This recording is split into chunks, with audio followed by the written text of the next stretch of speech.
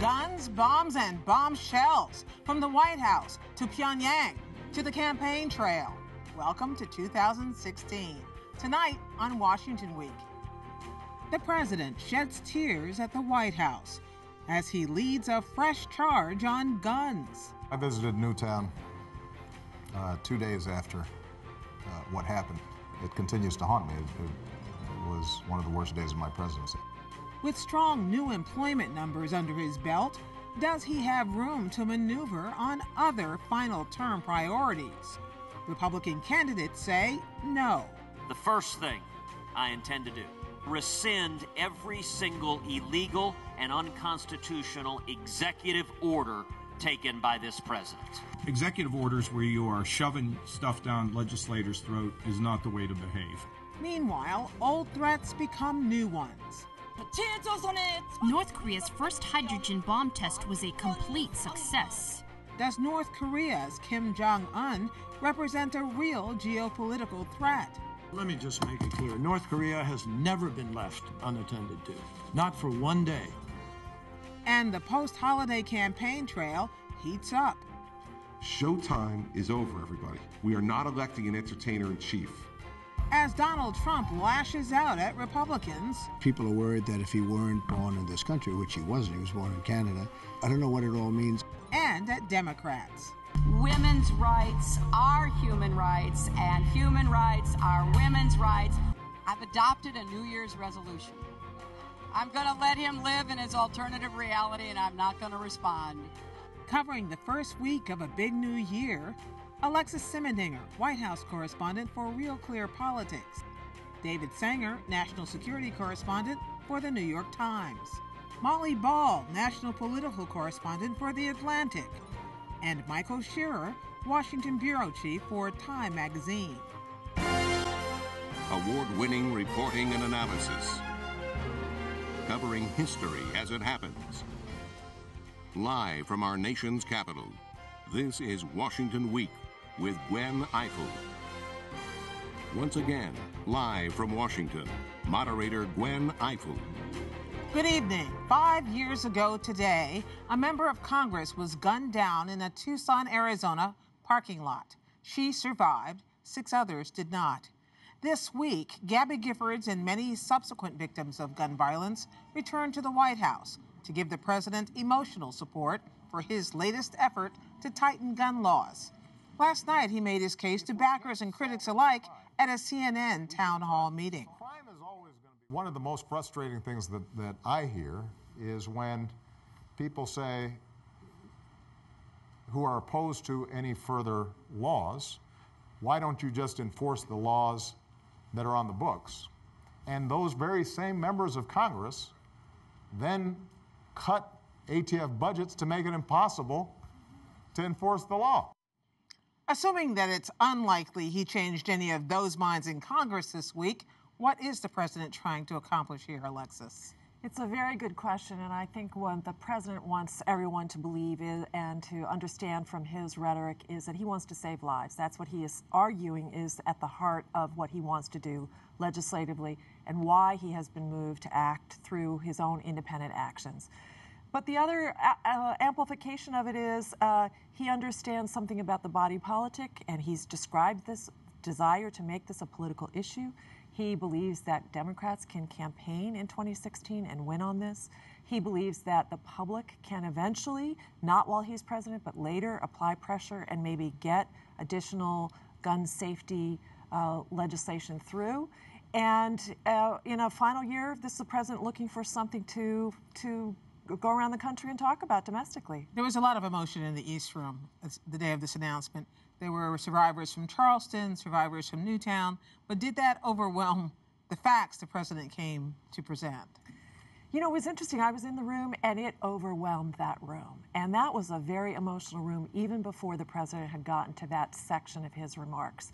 And by the time that he had gotten to even describe why he was in the room, here are the initiatives that I want to take, here's what I'm working, 22 minutes had gone by. So we ended up, we in the media, the people in the room were moved, the president's cabinet members were moved to teary-eyed, and it did overwhelm to some extent. And the president got asked again about it because we think of him as no drama Obama. Where did these tears come from? And he ended up having to describe something about himself as opposed to the message he was trying to say that he was channeling from the rest of the country. Where's this message heading next? He started with background checks, which are actually a pretty popular issue, but are gun magazine sizes, are assault weapons, where is he headed? The president has taken what the administration put together as initiatives right after the Newtown massacre in 2012 and really boiled that down mostly to the expansion of background checks. The president has talked a little bit more, particularly in an op-ed that was published in the New York Times, about something that has some political freight in the Democratic campaign right now, which has to do with liability from gun manufacturers. He's talked about using smart technology. He's expanded the world a little bit, but has tried to really talk about the most unifying element of the initiatives that they uncovered in 2013. And you are absolutely right. The polling is by far beyond partisan on the issue of expanding background checks. In some ways, Alexis's smart gun discussion last night was the most interesting part because this is a technology people are kind of used to now with their iPhones by putting their thumbprint on and identifying it with themselves. And yet it's something the gun lobby's been very much against. Tell us a little bit about the politics of this and why the president chose to go that route. Well, what's interesting is the president, in framing this, tried to describe this as a government versus the National Rifle Association. His argument has been that the National Rifle Association has such a grip on the politics and the investments and on the manufacturers of firearms that the advancements in technology, which would make sense that some gun owners would appreciate, and that was the president's argument, why wouldn't you appreciate this as a gun owner? He's argued that they have put they have really put a blockade on all of that. And I thought it was interesting, as you say, that the technology is out there to develop. He wants to invest in that. He's trying to encourage. And he said, we're going to do it instead of the private sector. In 12 months, we'll see how much he can really do. Well, we heard some of the Republican candidates in the intro railing against the president's abuse of his authority. Is there any chance this is an unconstitutional overreach? Is there any legal ambiguity about what the president's proposing to do on his own? Well, the administration made a lot of the 3 months it took to re-examine what they had already examined and come up with ideas in 2013. And it turned out that this is pretty small bore. This is, the president has argued, and the National Rifle Association seems to agree, this is pretty small stuff. And the argument has been on both sides. This is not enough. This is not going to really make any dent in the causes of all of these mass shootings. And these weren't really executive orders per se, which is what we hear the candidates saying. They were executive actions which could mean anything. Well, it's interesting because executive order it is a term of art, and it actually are numbered orders that go into the Federal Register. The National Archives watches over them. There are all kinds of presidential initiatives, but this is actually administrative, the president is arguing. He didn't actually sign anything. The Department of Justice and his cabinet is actually executing these things. Okay. Well, staying in the category of problems that never seem to go away, we turn now to North Korea and its purported detonation of a hydrogen bomb this week. Few believed it was actually a hydrogen bomb, but everybody condemned it. This act is profoundly destabilizing for regional security and seriously undermines international non-proliferation efforts. I condemn it unequivocally. Perhaps the most interesting condemnation, however, came from North Korea's old friend China. At first, what do we know about this test, David? Well, the evidence that it was a hydrogen bomb is pretty slim. In fact, from the start, it really didn't look like one. Kim Jong-un, the country's leader, had been talking about developing the hydrogen bomb technology, which would allow for an explosion tens to hundreds of times greater than a normal atomic bomb. It's a very difficult technology to accomplish. It took the United States until 1952, 7 years after Hiroshima and Nagasaki, to get to it. And the explosion here, just based on the seismic test, just didn't look large enough. But to some degree, that almost misses the point. This was North Korea's fourth nuclear test. They've done 3 under President Obama. The first one was under President Bush. It was part of an expansion of their arsenal. It's also part of an expansion of their missile capability. And so it's only a matter of time at this point before they will be able to merge the nuclear technology with the missile technology and reach out not only to Japan, where they could probably reach today, but eventually to the west coast of the U.S. But each of the previous times, China has defended them, and China did not defend them this time. That's right. China not only condemned them, but said that they needed to be punished in some way. The difficulty is how you define what kind of punishment you would go off and do. And there's sort of a ritual to this now. They do an explosion or some other wild act. This time last year, we were sitting around here talking about the cyber attack on Sony Pictures, which was also North Korea. After that, the United States did some sanctions, made very little difference. The Chinese are caught in between here. On the one hand, they don't like the North Koreans any more than we do. They think Kim Jong-un is out of control. It's his 33rd birthday, we think, today. If any of you have failed to send a card, this was your moment. Something slipped my mind. Yeah. But they are not willing to go do the few steps that would really make a difference. Turn off North Korea's oil, lead to something that could bring about regime collapse. Because they know if that happens, the South Koreans and their allies, the United States, are right up on the Chinese border. David, when we all are reading about reactions, and we talked about China, but there's also this list of potential reactions that the United States is supposed to play a role in. At the top seems to be sanctions, and then there's other things underneath the list. Some people might not even recognize, and I didn't, that we actually could tighten sanctions. I mean, is there something that we could do in sanctions? This is a country that has been sanctioned since the Korean War ended in 1952. So there's not a whole lot left for us to sanction. We could do some steps that could make life pretty hard for them. If there was a UN resolution that allowed you to intercept or stop all shipping, you could board and stop ships and cut off their hard currency. We can put more anti-missile defenses in South Korea, which would anger the Chinese and put more pressure on North Korea. There are other military steps we could take, but the fact of the matter is that nobody is really willing to go risk a confrontation with a country whose borders are 35 miles from Seoul.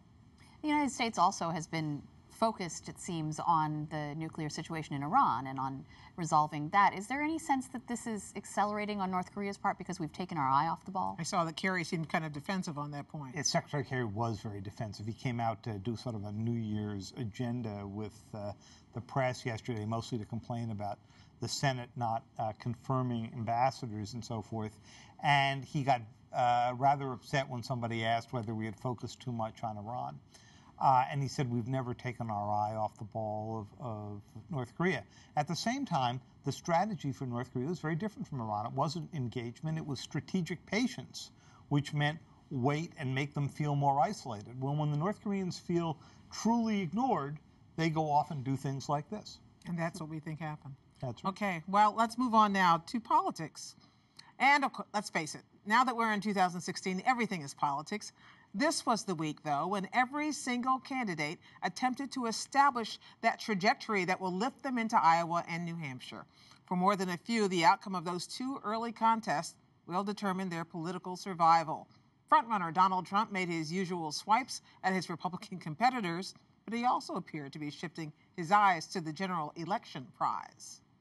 Oh, would I love to run against Bernie? I would. Oh.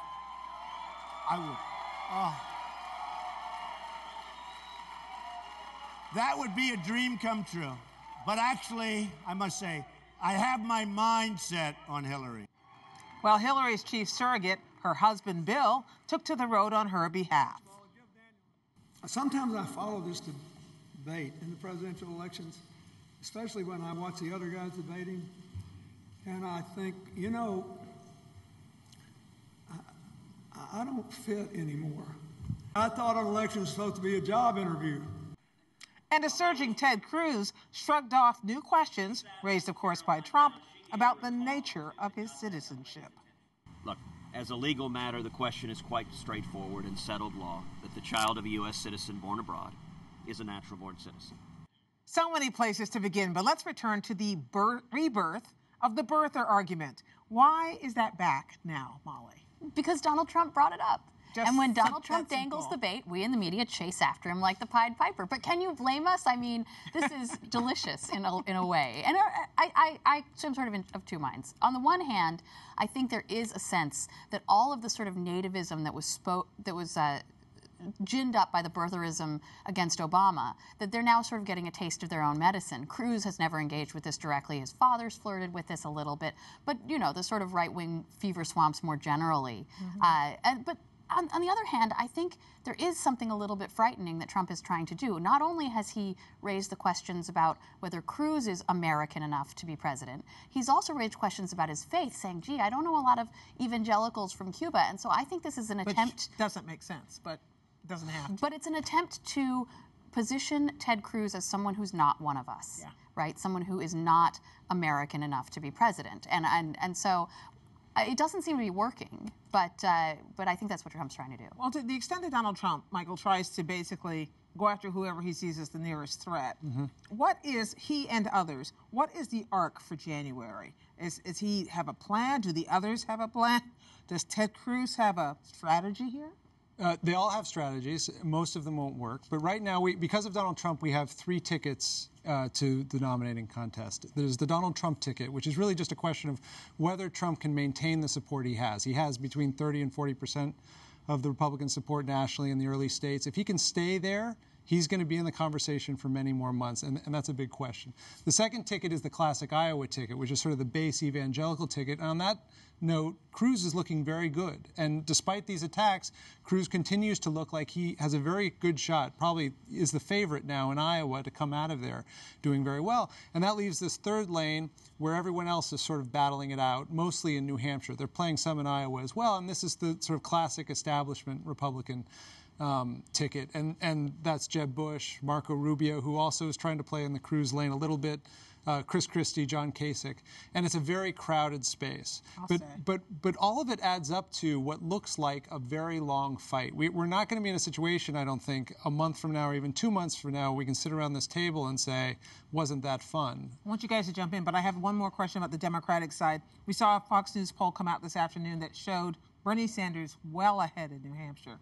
I wonder if that's why we're now beginning to see Hillary Clinton and her folks taking direct shots at him. I think that there's no question. I mean, Hillary has gone very aggressively against Bernie Sanders, particularly on the gun issue, and she has pointed to, you know, Obama writing this op-ed saying he wouldn't support a candidate who didn't meet his threshold on gun safety. One of the planks of that is something that Bernie Sanders has violated by having voted in the past for this bill that would absolve gun manufacturers from liability, and Hillary is making a lot of hay out of that. So I think she's very aggressive. She's dropped any pretense that she's above the fray here, that she doesn't have any competition, which I think has been the pretense of her campaign for the most part until now. I would say also Sanders has dropped the pretense that he won't play rough. I mean, Sanders from the beginning was saying, I just want to talk about issues. I want this to be very high-minded. I don't want to attack. He was quoted this week saying that he thought Bill Clinton's behavior with women was unacceptable and disgraceful. But let's talk about something. And then he said, but let's talk about something else. But it's a very Trumpian line there to sort of raise it and throw it out there and then move on. So I think he can play in the mud as well. Can we ask about the Trump staying power issue that with all of us here? So back in the summer, everybody, I was as guilty of this as anyone else, thought this wasn't going to last. I don't know what you're talking about. Right? I was always right. Well, always. And so I had this one completely wrong. Mike Allen made the point in his newsletter this week that Trump has been consistently this far ahead, and today is probably slightly further ahead in the national polls than he's ever been. So if you look at the Republican establishment, which was saying just a few weeks ago, you know, they couldn't imagine this, are they beginning to contemplate a world in which they would have to get behind this nomination? He's no Herman Cain and he's no Ben Carson, and he's not going to fade like other flash-of-the-pan candidates. And that's what we thought last summer. The question is whether he can get past 40. And right now he's risen from 20 to 30 to 40, and what the rest of them are counting on is that a majority of the Republican Party doesn't want Trump as their nominee. And once that consolidation happens outside of the Trump lane, those other 2 tickets I talked about, they can get him. But I don't think there's any question now that while he may fade, he may come in second in Iowa because Cruz rises, maybe even third, he may not win New Hampshire, he's not going away. He's not Herman Cain, and he's not Newt Gingrich, but the question is he Howard Dean? Because if you remember, Howard Dean is a candidate who did lead for months and months and months, right up to the eve of Iowa, and then when he couldn't win a single contest, he never won anything. And so that's the last hope of the sort of possibly in denial Republican establishment, is that that's the model for the Trump candidacy, is that once he reaches that voting threshold, he just falls off the cliff. If you had to narrow it down to the three candidates who have the organization to last in the states that we're looking at through March, the money, and the message, what are the three on the Republican side, do you think, now, the way we're looking at it now? I think the situation is way too volatile to rule almost anybody out at this point. I think, as Michael said, you definitely have Cruz and Trump in the mix, Rubio nipping at their heels, but Christie is coming on strong in New Hampshire. I would say those are the top four right now. I would agree with that, but the other thing is that question, who has the organization, who has the money, is not really the pertinent question this cycle. None of that. I mean, if that was the pertinent question, we'd be talking about Jeb Bush, and Jeb Bush continues to sort of struggle and fall in the polls. He's the guy who came in with $100 million saying, look, I got $100 million. He spent 50 of it and he's got nothing out of it. Do you see any scenario in which Bush could come back, that the establishment sort of comes around and if says... everybody else collapses. Everybody else is on an airplane, and then the airplane crashes. Okay. Same plane. No, I mean, they're all going to the same debate or something, and Jeb's taking the bus because he's out of money. Look, I don't rule anything out. I don't like to make predictions in general, but I really think that this situation is so in flux. There are so many players, and so many of the old rules have gone out the window. Well, let's talk about the old rules, because, I mean, we all have covered campaigns and our brains are stuck in the old rules. It's hard to let it go. And what we have here is a set of anomalies. But how does an anomaly win the presidency? Has it changed so much that can happen? The presidency is a different question. The nomination, the way the anomaly wins the nomination is you look at what's been happening in the Republican Party since 2009, where the rebels, the outsiders, have increasingly been taking power from the Washington establishment in ways that the establishment is really unhappy about. I mean, if we look even at the candidates now, Rand Paul, Ted Cruz, these are people who came to Washington to tear it apart. Right. Marco Rubio ran as a Tea Party candidate in Florida, took out the establishment Republican candidate there. And so the way it would happen, at least in the nomination phase, is that it's a continuation of something that's been happening in that party for 4 or 5 years. So does that mean that other than trying to defuse Bernie Sanders, the Hillary people are just quietly chuckling to themselves? When they allow themselves to look to the general election, yeah, I think they're pretty happy. I think they're pretty excited by the prospect of running against either Donald Trump or Ted Cruz. Now, I think this is going to be a tough election for Hillary, no matter what. But there's no question that they're licking their chops. And you've seen, she's been running a general election campaign pretty much up to now, and she's been talking a whole lot about Donald Trump. Well, except this week. She decided she was going to stop responding, maybe because people who respond seldom And you notice how many times she's mentioned that? Yeah. But it's also true that Donald Trump showed this week that he can do in the Democratic Party what he's been doing in the Republican Party. By bringing up Bill's infidelities, he threw her off her message. He threw Bill's rollout off his message. I mean, the number of times Bill Clinton got asked questions about things that reporters haven't been asking about for a decade. He didn't answer. He was very smart. Yes. 4 or 8 years ago, he got sucked into it, and he would answer, and then they'd be off message. Discipline and Bill Clinton in the same Or sentence. something. Yeah. Thanks, everybody. We have to go for now, but we'll chat some more, including a preview of President Obama's final State of the Union address in the Washington Week webcast extra. You can find that all week long at pbs.org/Washington Week. Where else? And keep up with developments with me and Judy Woodruff, including full coverage of the State of the Union, next week on the PBS NewsHour. And we'll see you here next week on Washington Week. Good night.